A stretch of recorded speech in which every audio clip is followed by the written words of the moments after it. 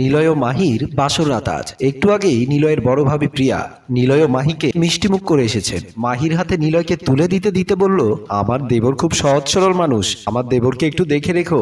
এখন প্রিয়াও নিলয়ের বড় ভাই বাহার শুয়ে আছেন। হঠাৎ বাসর ঘর থেকে নতুন বউর চিৎকার শুনতে পেয়ে দুজনে ঘুম থেকে লাফ মেরে উঠে খাটের উপর বসে গেলেন। বাহার বলল, এই নতুন বউয়ের কান্নার আওয়াজ শুনতে পেয়েছো? প্রিয়া বলল, হ্যাঁ শুনতে পেয়েছি। বাহার বলল, নতুন বউ ভাবে চিৎকার করছে কেন? প্রিয়া বলল, তুমি দেখি একেবারে কচি খোকা হয়ে গেছো, আজকে ওদের বাসর রাত, বুঝতে পারছো না কেন নতুন বউ চিৎকার করছে? বাহার বলল, বাসর রাত ঠিক আছে, কিন্তু নতুন বউ চিৎকার করবে কেন? প্রিয়া বলল, মনে হয় নিলয়ের সাইজ। থাক, তুমি কানে তুলো দিয়ে ঘুমাও তো।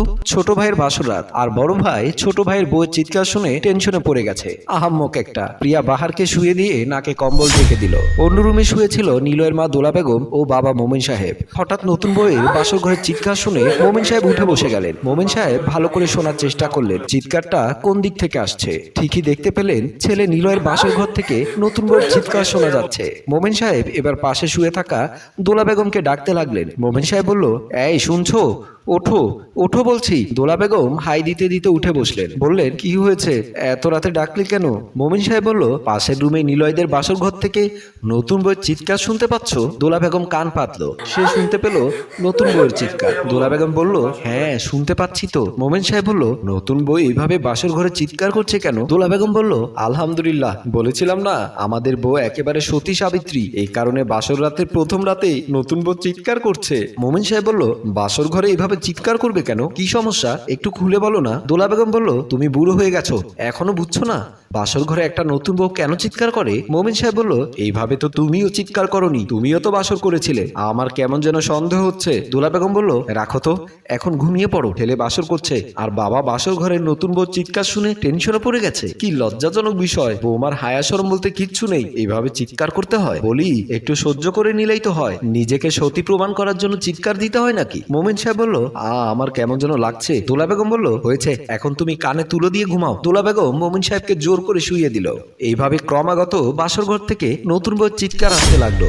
অন্য রুমে বাহার ও প্রিয়া ঘুমিয়েছিল। ওরা আবার উঠে বসে গেল। এবার প্রিয়া বাহারকে বলল, দেখেছো কেমন নির্লজ্জ মেয়ে, এভাবে শব্দ করতে হয়? আমার দেবরটাও কেমন, দেখছিস তোর বউ পারছে না, একটু ধীরে ধীরে কর। বাহার বলল, নতুন বউয়ের চিৎকারটা আমার কাছে কেমন জানি সুবিধার মনে হচ্ছে না, তুমি একটু ওয়েট করো, আমি ওদের বাসর ঘরের দিকে গিয়ে দেখি। বাহার বলল, যাওয়ার দরকার নেই, কিন্তু আমার টেনশন হচ্ছে, নতুন বউ এভাবে চিৎকার করবে কেন? প্রিয়া বলল, না না, আমি একটু বাসর ঘরে গিয়ে দেখি। বলেই প্রিয়া খাট থেকে নেমে বাসর ঘরের দিকে চলে গেল।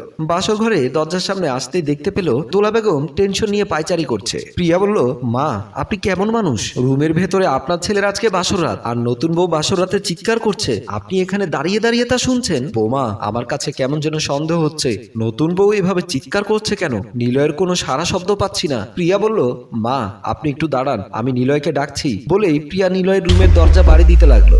এই নিলয়, দরজা খোলো, নিলয় দরজা খোলো বলছে। বাসর ঘরে নিলয় নতুন বউয়ের গলা ছেড়ে দিতেই নতুন বউ দৌড়ে এসে দরজা খুলে বের হয়ে গেল। নতুন বউ মাহি বাইরে দাঁড়িয়ে থাকা দোলা বেগমকে জড়িয়ে ধরে হাও মাও করে কাঁদতে লাগলেন। বললেন, মা আর একটু দেরি করে যদি আপনারা আসতেন তাহলে এতক্ষণে নির্ঘাত আপনার ছেলে আমাকে বাসর ঘরে মেরে ফেলতো। প্রিয়া বলল, বাসর ঘরে কি এমন ঘটনা হয়েছে আমাদের খুলে বলো। মাহি বলল, ভাবি আপনার দেবর আমার গলা চেপে ধরে বলল, তুই বাসর ঘরে আমাকে তালাক দে, আমি একটা মেয়েকে ভালোবাসি, ওকে আমি বিয়ে করব। আমি বললাম, একটা নারীর সবচাইতে বড় রাত হচ্ছে বাসর রাত, বাসর রাতে বাসর ঘরে কিভাবে আমি আমার স্বামীকে তালাক দেব? আমি আপনার দেবরকে বোঝানোর চেষ্টা করলাম, যা হবার হয়ে গেছে, আমি মেনে নিয়েছি।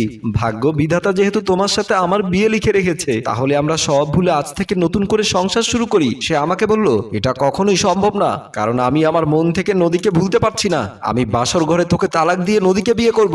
আমি তাকে পায়ে ধরে হাজার বোঝানোর চেষ্টা করলাম, কিন্তু আপনার দেবর বলল, তুই যদি আমাকে এখন তালাক না দিস তাহলে আমি তোর গলা চেপে ধরে বাসর ঘরেই তোকে মেরে ফেলবো। বলেই সে আমার গলা চেপে ধরলো আর আমি হাও মাও করে চিৎকার করতে লাগলাম, কিন্তু আপনারা কেউ আসছেন না দেখে সে আমাকে ছাড়ছে না।